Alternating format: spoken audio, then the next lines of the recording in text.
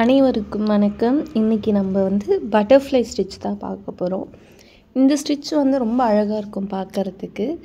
So இதை நான் பார்த்தீங்க அப்படின்னா தெரியும், 2 லைன் போட்டிருக்கேன். அதில் தோராயமாக 1 சென்டிமீட்டர் அளவுக்கு டாட்ஸ் மார்க் பண்ணிக்கோங்க 2 சைடும். ஓகேங்களா? இப்போ நான் கீழே இருந்து ஸ்டார்ட் பண்ணி மேலே எடுத்தேன்னா அதுக்கு நம்ம எந்த சைடு கேப் இருக்குன்றதை நல்லா ஞாபகம் வச்சுக்கோங்க. கிராஸாக இப்போ எனக்கு கீழே இருக்கிறதுல பார்த்தீங்க அப்படின்னா என்னோடய ரைட் சைடில் தான் நம்ம கேப் இருக்குது.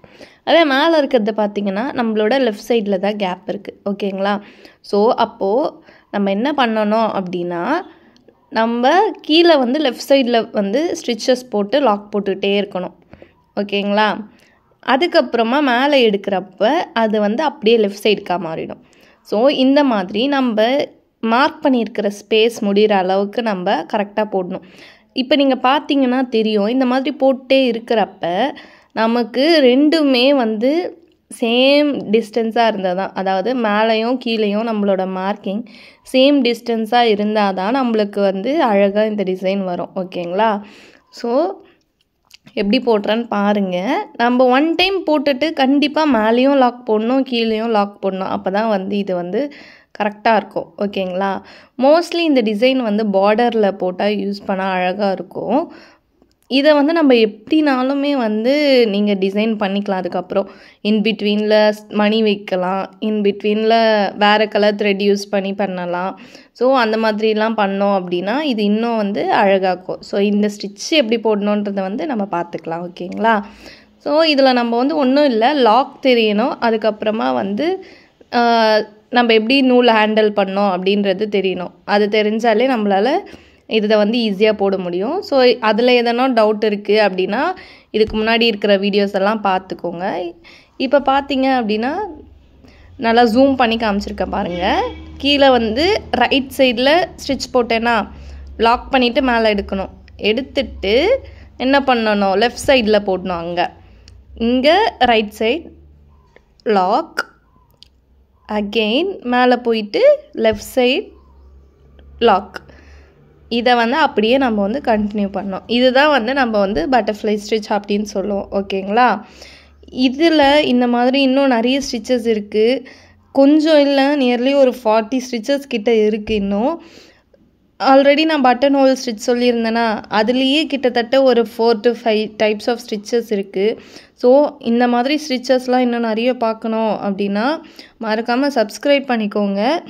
இதில் எதனா டவுட் இருக்குது, புரியலை அப்படின்னா அதை கீழே கமெண்ட் பண்ணுங்கள். ஓகேங்களா?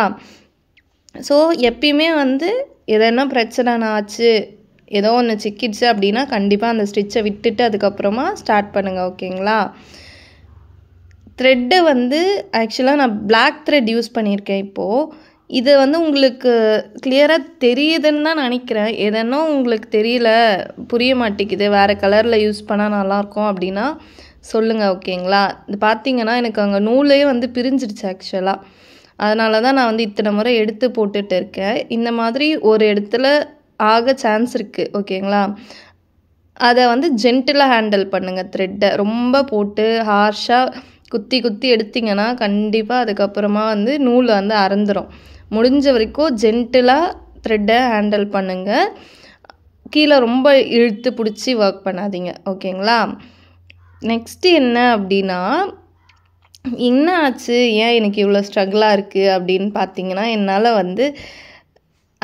கேமரா ஆங்கிள் கரெக்டாக செட் ஆகலை. ஸோ இது தெரிய மாட்டேங்குது ஸ்டிச்சஸ்ன்னு சொல்லிட்டு நான் நீடிலே க்ராஸாக வச்சு தான் ஒர்க் பண்ணிட்டு இருந்தேன். நீங்கள் பார்த்தாலே தெரியும். அதனால தான் எனக்கு அவ்வளோ கஷ்டமாக போட்டுட்டு இருக்கேன். நெக்ஸ்ட்டு இன்னொரு முறை நான் இதை சொல்கிறேன். அதில் பார்த்தீங்கன்னா இன்னும் கிளியராக தெரியும். ஆங்கிள் நான் சேஞ்ச் பண்ணி வச்சேன் அப்புறமா. ஓகேங்களா? ஸோ அதை இன்னும் கிளியராக பார்க்கலாம். இப்போ நான் இந்த இடத்துல இந்த ஸ்டிச்சை முடிக்கிறேன். முடிச்சுட்டு என்ன பண்ணணும், அப்படியே டேரெக்டாக அதுக்கு ஆப்போசிட்டில் இருக்கிற பாயிண்ட்டுக்கு நீங்கள் அந்த இடத்துல கொண்டு போயிட்டு எடுத்துக்கணும் நூலை. ஓகேங்களா? இந்த இடத்துல இல்லை, நாங்கள் செக் பண்ணுறதுக்காக வச்சேன்.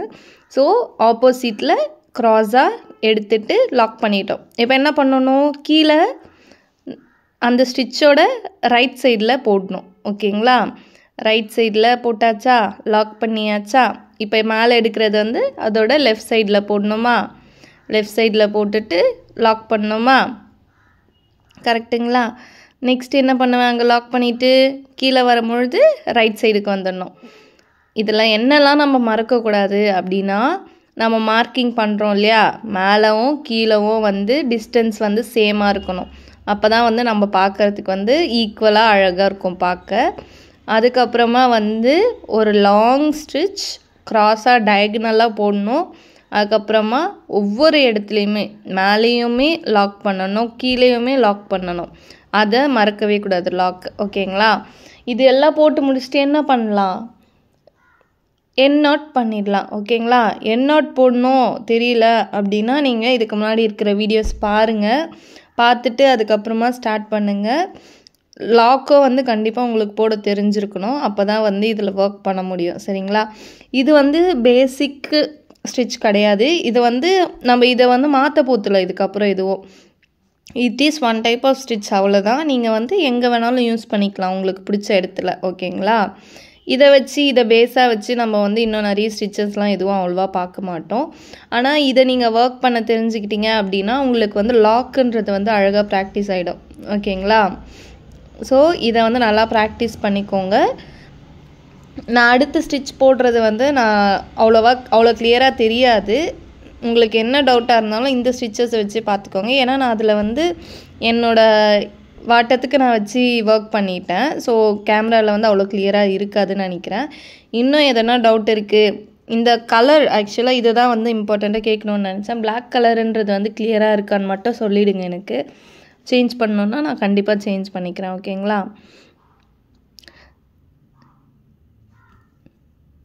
இதுக்கு முன்னாடி சொன்னேன் இல்லையா, பட்டன் ஹோல் ஸ்டிச், அது வந்து ரொம்ப இம்பார்ட்டன்ட்ங்க. ஏன்னா அது வந்து நம்ம ஃபில்லிங்க்கு நிறைய யூஸ் பண்ணுவோம். அதையும் நல்லா பார்த்துக்கோங்க. சரிங்களா? இதையுமே வந்து நீங்கள் நல்லா ப்ராக்டிஸ் பண்ணிங்க அப்படின்னா பைப்பிங்லலாம் வந்து நம்ம ஃபில் பண்ணுவோம்ல, அது வந்து இன்னும் அழகாக நம்மளுக்கு வந்து ஈஸியாக இருக்கும் ஒர்க் பண்ணுறதுக்கு. ஸோ இதை நல்லா ஃபில் பண்ண ப்ராக்டிஸ் பண்ணிக்கோங்க. ஓகேங்களா? இதோட நான் இந்த வீடியோ வந்து கம்ப்ளீட் பண்ணிக்கலாம் இந்த ஸ்டிச்சோட. ஓகேங்களா? அடுத்த வீடியோவில் பார்க்கலாம். மறக்காமல் சப்ஸ்கிரைப் பண்ணிக்கோங்க. வீடியோவை ஃபுல்லாக பார்த்ததுக்கு தேங்க்யூ. இந்த இடத்துல இன் நாட் போட்டு முடிச்சுக்கலாம். ஓகேங்களா? அதே போல் யாருக்காவது கற்றுக்கணும் அப்படின்னு நினைக்கிறாங்க அப்படின்னா அவங்களுக்கு ஷேரும் பண்ணி விடுங்க இந்த வீடியோவை. ஃப்யூச்சரில் நிறைய ஸ்டிச்சஸ் பார்த்துட்டு டிசைனுமே நான் வந்து சொல்லிக் கொடுக்குறேன். ஓகேங்களா? எந்த பிரச்சனையாக இருந்தாலும் ஒரு ஸ்டிச்சை விட்டுட்டு கம்ப்ளீட் பண்ணுங்கள். Okay, thank you.